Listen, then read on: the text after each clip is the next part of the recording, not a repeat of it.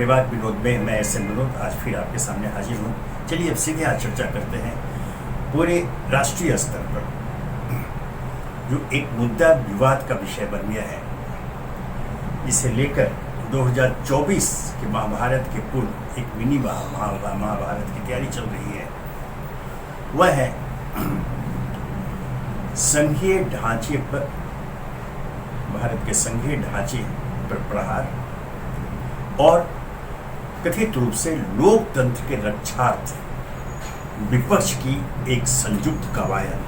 हालांकि इसमें सारा विपक्ष नहीं है, कुछ अभी अलग है, वो प्रयास चल रहा है। लेकिन इसमें एक दिलचस्प मोड़ यह आया है कि अब पूरे विपक्ष को, ये जो दिल्ली की केजरीवाल सरकार, ध्यान रहे, वहाँ के कामकाज को लेकर एक विवाद दिल्ली सरकार और केंद्र सरकार के बीच हमेशा चलता रहा। जब से केजरीवाल सत्ता में वहाँ आए, उन्हें काम नहीं करने दी गई, इसमें कोई संदेह नहीं है। वहाँ एलजी के माध्यम से, उपराज्यपाल के माध्यम से हमेशा कामों में अड़ंगा लगाना, संचिकाओं पर सो जाना, बैठना, विलम्ब करना, 10 तरह के पूछताछ आदि हरकतें चलती रही थी। ये लेकर के केजरीवाल बहुत आक्रामक हुए और वो कोर्ट में गए थे। अभी पिछले दिनों 8 साल के बाद सुप्रीम कोर्ट का फैसला है, जिसमें एक तरह से केजरीवाल की विजय, और उन्होंने साफ कर दिया कि पुलिस, कानून व्यवस्था और जमीन को छोड़कर हर मामले में केंद्र सरकार हस्तक्षेप नहीं कर सकती है। वो दिल्ली सरकार का अधिकार क्षेत्र है, वो अपना काम करेगी। आपको जैसा का मालूम है, तत्काल इसके बाद 8 दिनों के अंदर इस सुप्रीम कोर्ट के फैसले के बाद केंद्र सरकार ने एक अध्यादेश जारी कर पुनः उन अधिकारों को अपने हाथ में ले लिया। मतलब दिल्ली की एक निर्वाचित सरकार को अस्थिर करने का प्रयास केंद्र द्वारा किया जा रहा है, ऐसे आरोप विपक्ष द्वारा उन पर लगाया जा रहा है। अब एक दिलचस्प घटना विकास क्रम में हुआ यह कि अध्यादेश तो जारी कर दिया, अब वो कानून बनाने के लिए उसको संसद के दोनों सदनों से पारित कराना पड़ेगा। जाहिर है लोकसभा में भारतीय जनता पार्टी अर्थात सत्ता पक्ष का बहुमत है, वो करवा लेंगे, लेकिन राज्यसभा में अगर संपूर्ण विपक्ष एक हो जाए तो विधेयक पारित नहीं होगा, कानून नहीं पाएगा। और तब एक बहुत बड़ी, अगर ऐसा होता है तब एक बहुत बड़ी शिकस्त मानी जाएगी केंद्र सरकार की। और जैसा मैंने कहा कि 2024 के महाभारत के पूर्व का यह जो है एक मिनी महाभारत में अगर विपक्ष जीतता है तो इसका प्रभाव 2024 पर निश्चित पड़ेगा। ध्यान रहे, अभी पिछले दिनों हिमाचल प्रदेश में कांग्रेस के सत्ता में आना, कर्नाटक में भाजपा को मात देते हुए सत्ता में आना, ये कुछ ऐसी घटनाएं हुई हैं जिसे लेकर अब जो एक चलाया जाता है कि प्रधानमंत्री नरेंद्र मोदी को सामने रखकर चुनाव जीता जा सकता है,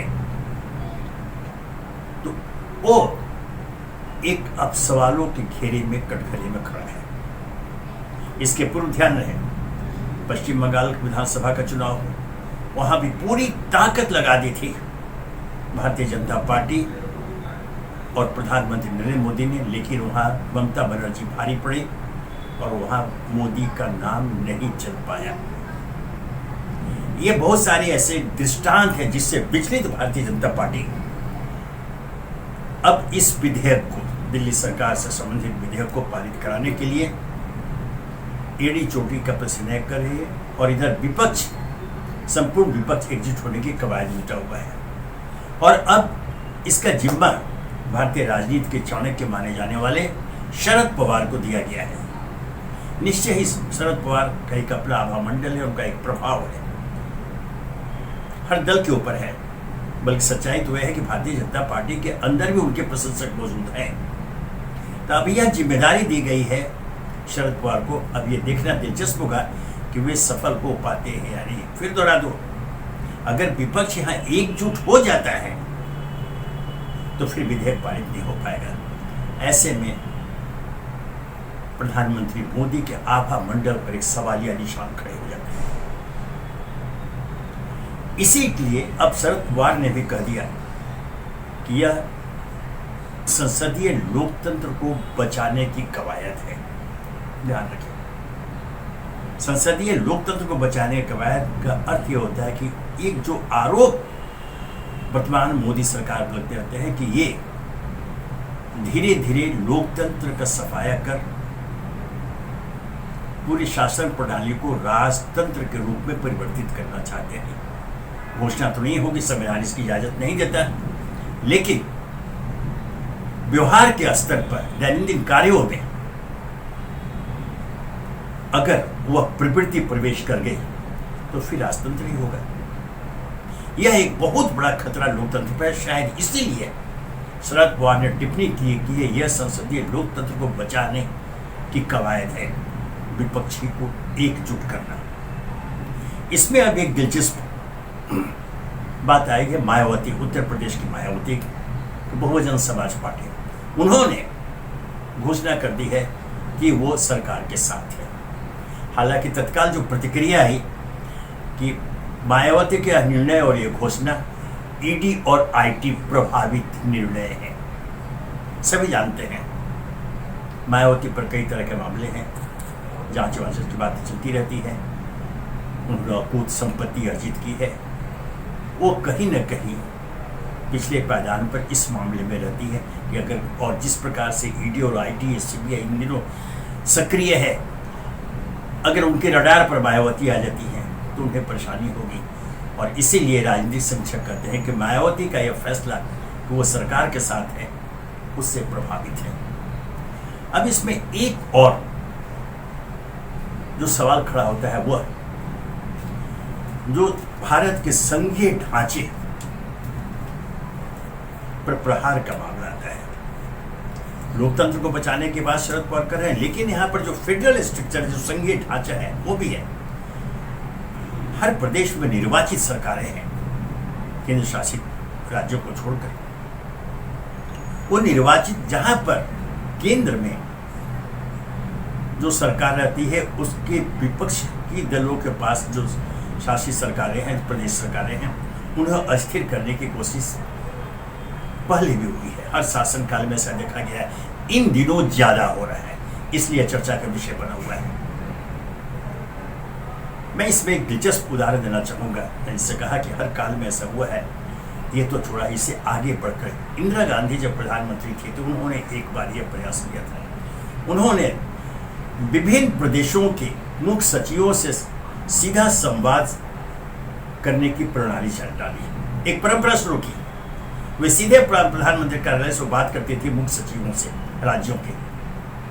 तब देश में अधिकांश राज्यों में, इक्का दुक्का छोड़ दे तो फिर कांग्रेस की सरकार ही थी। उस समय इंदिरा गांधी की इस कोशिश, इस प्रयास, बल्कि जो शुरुआत तो हो चुकी थी, का विरोध हुआ। कांग्रेस के मुख्यमंत्रियों ने ही विरोध किया कि यह ठीक नहीं, ये तो हमारे कामकाज में सीधा केंद्र का हस्तक्षेप है। और इंदिरा गांधी उस समय ही चाहते थे। इंदिरा गांधी के ऊपर भी जो आरोप लगते थे, उन पर जो बाद में जो उन्होंने आपातकाल की घोषणा की, उनको कहा गया कि वो तो खुद ही जो है लोकतंत्र विरोधी हैं, उन पर भी आरोप ही लगते थे, तानाशाही का आरोप लगे थे। तो उस समय जो उन्होंने परंपरा शुरू की, मुझे याद है कि उस समय से बिहार, उस समय अविभाजित बिहार, झारखंड भी साथ में था। डॉक्टर जगन्नाथ मिश्र मुख्यमंत्री थे और वे प्रधानमंत्री इंदिरा गांधी के विश्वस्तों की सूची में उनका नाम हुआ करता था, उनके विश्वस्त माने जाते थे। उन्होंने भी सार्वजनिक रूप से इसका विरोध किया। नतीजतन इंदिरा गांधी को अपना फैसला वापस लेना पड़ा। उन्होंने वो संवाद की प्रक्रिया पर पूर्ण विराम लगाया। तो ऐसे प्रयास पहले भी हुए हैं दूसरे स्वरूप में, जो एक उदाहरण मैंने ये दिया। अब इसमें मामला आखिर क्यों अटक जाता है आकर के जब लोकतंत्र की बात आती है? सवाल सीधे है, जो केजरीवाल से शुरू हुआ है। केजरीवाल के आम आदमी की पार्टी की सरकार वहां, वो भी एक जनता द्वारा निर्वाचित सरकार है। जैसे केंद्र में भारतीय जनता पार्टी की निर्वाचित सरकार है। इसी प्रकार अन्य राज्यों में अनेक ऐसे राज्य हैं जहां पर गैर भाजपा की सरकारें हैं। तो इस जो संघीय ढांचे की बात आती है, उसकी पवित्रता की, उसकी सुरक्षा की बात आती है, यह जिम्मेदारी केंद्र सरकार की है। जनमत की भावना का आदर करते हुए निर्वाचित सरकारों को काम करने दें, उन्हें अस्थिर करने की कोशिश न करें विशुद्ध रूप से राजनीतिक आधार पर। यह गलत है। इसलिए मैंने यह जो उदाहरण दिया कि ऐसा होता है। अब सवाल यह उठता है कि क्या सचमुच देश में लोकतंत्र के खात्मे की कोई साजिश रची गई है? यह सवाल बार बार इसलिए उठ जाता है कि बार बार ऐसी घटनाएं सामने आ रही है। ताजा घटना केजरीवाल के बाद ये विधेयक को लेकर के, जो ऑर्डिनेंस को लेकर के, जो अध्यादेश जारी किया केंद्र सरकार ने, इसमें कहीं ना कहीं तानाशाही प्रवृत्ति की बू आती है। ऐसा नहीं होना चाहिए, क्योंकि यहां फिर मैं दोहरा दूं, और ये सभी शासकों के लिए है, सभी राजदलों के लिए है, सभी राजनेताओं के लिए है कि देश की जनता सब कुछ बर्दाश्त कर लेगी, महंगाई की मार भी झेल लेगी, बेरोजगारी की भी मार झेल लेगी, लेकिन देश के लोकतंत्र पर कोई प्रहार करना चाहेगा उसे वो बर्दाश्त नहीं करेगी। ऐसे दृष्टांत आजाद भारत के इतिहास में मौजूद हैं। जब जब किसी ने ऐसा प्रयास किया है, जनता ने उसे सबका सुकार फेंका है, बाहर कर दिया है। इन दृष्टांतों की मौजूदगी के बावजूद अगर कोई प्रयास करता है निर्वाचित सरकारों को अस्थिर करने को, उन्हें अपदस्थ करने की, तो यह दुखद है। ये जो 3 दृष्टांत दिए, इसी में एक और ये जोड़ दिया जा सकता है। जो पूर्व राज्यपाल सत्यपाल मलिक ने जो आरोप लगाए हैं, ध्यान रखें, वो बहुत ही गंभीर आरोप है। पुलवामा के हमले में जिसमें हमारे 40 जवान शहीद हुए थे, उसे लेकर जो सत्यपाल मलिक ने केंद्र सरकार पर, विशेषकर मोदी पर सीधा आरोप लगाया कि उन्होंने हस्तक्षेप किया, और जो इसमें खामियां थी, जो त्रुटियां थी, जो सरकार की कमियां नजर आई थी, उस पर जो चर्चा की, तो प्रधानमंत्री मोदी ने उन्हें कहा था कि इस पर चुप रहो, कुछ मत बोलो। ऐसा आरोप स्वयं सत्यपाल मलिक लगा रहे हैं। ध्यान रहे, यह कोई सड़क छाप नेता के आरोप नहीं है। कई राज्यों में राज्यपाल के पद पर जिनकी नियुक्ति स्वयं इसी सरकार, भारतीय जनता पार्टी सरकार नरेंद्र मोदी ने की थी, उनकी नियुक्ति की हुई है। अगर वह इस तरह प्रकार की, ये कोई हल्का छिछोरेपन वाली बात तो ये सत्यपाल मलिक करेंगे नहीं। ऐसी बात हुई होगी, और जब वो सार्वजनिक रूप से कह रहे हैं तो यह झूठ नहीं हो सकता। तो ये इस आरोप में उस संदेह की पुष्टि होती है कि कहीं न कहीं वर्तमान सत्ताधारी दल को, या केंद्र सरकार को, या फिर सीधे कहे प्रधानमंत्री नरेंद्र मोदी को एक अहंकार भावना ने ग्रसित कर लिया है। जिस प्रकार मोदी मोदी मोदी की गूंज हर तरफ, हर हर मोदी, घर घर मोदी की गूंज होने लगी, इससे उन्हें यह भ्रम पैदा हो गया, जी हाँ, भ्रम पैदा हो गया है कि उनके बगैर भारतीय जनता पार्टी चुनाव नहीं जीत सकती है। उनके निकटस्थ और दिल्ली में बैठे राजनीतिक समीक्षक भी इस बात की पुष्टि करते हैं कि यह भ्रम जो है, जो अहंकार के रूप में परिवर्तित हो गया है उनके दिल में नरेंद्र मोदी के, यह उनके पतन की शुरुआत मानी जाएगी। अगर अविलंब इस भ्रम को दूर नहीं किया गया और तत्काल जनता को यह विश्वास नहीं दिलाया गया कि नहीं, मोदी के नेतृत्व में, मोदी के प्रधानमंत्रित्व में देश विकास की ओर अगर बढ़ रहा है, तो लोकतंत्र की रक्षा भी उसकी जिम्मेदारी है, और इस पर वह भी कोई समझौता नहीं करेगी। यह विश्वास जनता को दिलाना पड़ेगा। अन्यथा जैसा मैंने कहा कि 2024 का महाभारत के परिणाम कुछ भी हो सकते हैं, और शरद पवार की एंट्री जो हुई है इस मामले में, और अब वो खुद आगे बढ़कर सक्रिय होकर विपक्ष को एकजुट करने में जुड़ गए हैं। हालांकि यह कवायद है दिल्ली सरकार को लेकर जो ऑर्डिनेंस अध्यादेश जारी हुआ उसे विधेयक के रूप में पारित कराने से रोकने की, लेकिन इसका असर विपक्ष को एकजुट करने के जो प्रयास हो रहे हैं उस पर अनुकूल रूप से पड़ेगा। एक मायावती अपवाद के रूप में मैंने जैसा कहा हो सकती है, लेकिन वो विपक्षी एकता के लिए जो पहले जो विरोध की बात आती थी, चाहे ममता बनर्जी की बात पश्चिम बंगाल से या स्वयं अरविंद केजरीवाल की, अब वे सभी एकजुट हो रहे हैं। आज अरविंद केजरीवाल दर दर जा रहे हैं, हर विपक्षी दल के पास जा रहे हैं समर्थन के लिए, सहयोग के लिए।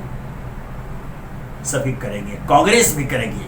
ठीक है, कांग्रेस की कुछ शर्तें हो सकती है जो पिछले अपनी बहस में मैंने इशारा भी किया था, हो सकती है, लेकिन यह तो राजनीति में और विशेषतर संसदीय लोकतांत्रिक प्रणाली में यह अजूबा नहीं है। ऐसा हर काल में हुआ है, होता रहा है। सवाल यहां ये होता है, आम जनता की जो पीड़ा है या जो भय है या जो डर है वह सिर्फ ये है संसदीय लोकतांत्रिक प्रणाली की सुरक्षा का, और जो संघीय ढांचा है जो हमारा देश का जो फेडरल स्ट्रक्चर है उसकी सुरक्षा का। और यह जिम्मेदारी सीधे सीधे केंद्र सरकार की बनती है।